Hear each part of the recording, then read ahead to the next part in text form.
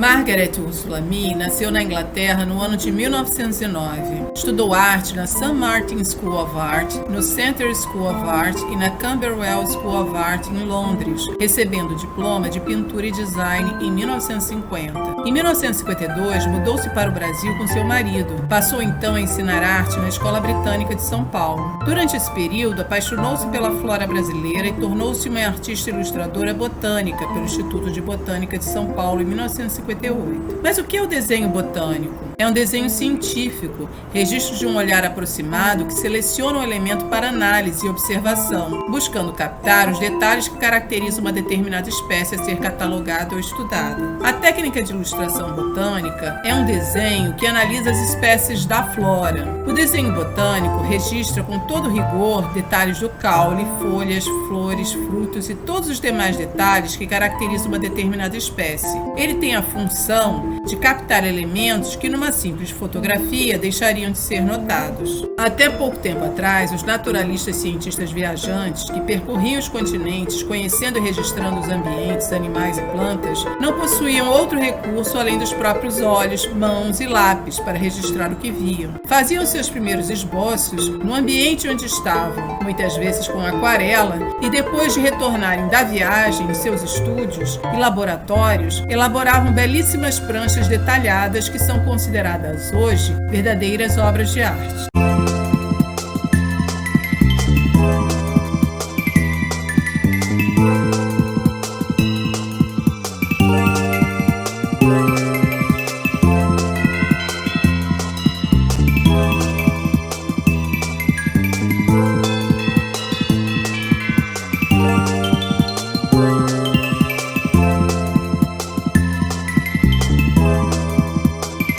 Margaret Mee iniciou a sua pesquisa nas florestas tropicais brasileiras a partir de 1964, tanto na Mata Atlântica como em particular na Floresta Amazônica, onde realizou várias pinturas de plantas observadas e coletadas na região. Criou 400 pranchas de ilustrações botânicas em guache e aquarela, 40 sketchbooks e 15 diários detalhados produzidos entre 1956 e 1988 durante suas expedições. Margaret Mee tinha como grande objetivo estudar e registrar fielmente a flora brasileira. Além de realizar uma contribuição para o estudo botânico científico, ela pretendia armazenar na forma de suas obras o maior número possível de espécies brasileiras raras de plantas, já que ela possuía o desejo de proteger e conservar essa flora tão rica que poderia vir a ser esquecida devido ao desmatamento intenso nos variados biomas brasileiros, sendo os mais atingidos a floresta atlântica e amazônica. Para tanto, Margaret passou a se preocupar também em registrar em suas obras, além da forma geral da planta, o ambiente em que ela estava inserida, com o objetivo de afirmar a ideia de que para cada planta existe um habitat e condições ambientais específicas sem as quais ela não poderia sobreviver, e, portanto, o desmatamento constante que ela observava deveria ser impedido. Margaret Mee passou a ter duas grandes vertentes no seu trabalho. A primeira, mais voltada para a pesquisa científica, onde a planta é representada detalhadamente apresentando apenas um ramo superior, folhas e flores. Como exigido na documentação científica, as folhas apresentam tanto a face superior quanto a inferior representadas. As flores se encontram em vários estágios de desenvolvimento, botão e flor, e normalmente devem ser vistas lateralmente para que o maior número de características da flor possa ser representado na mesma imagem. Na segunda vertente, mais artística, do trabalho de Margaret Mee, há uma preocupação com o contexto,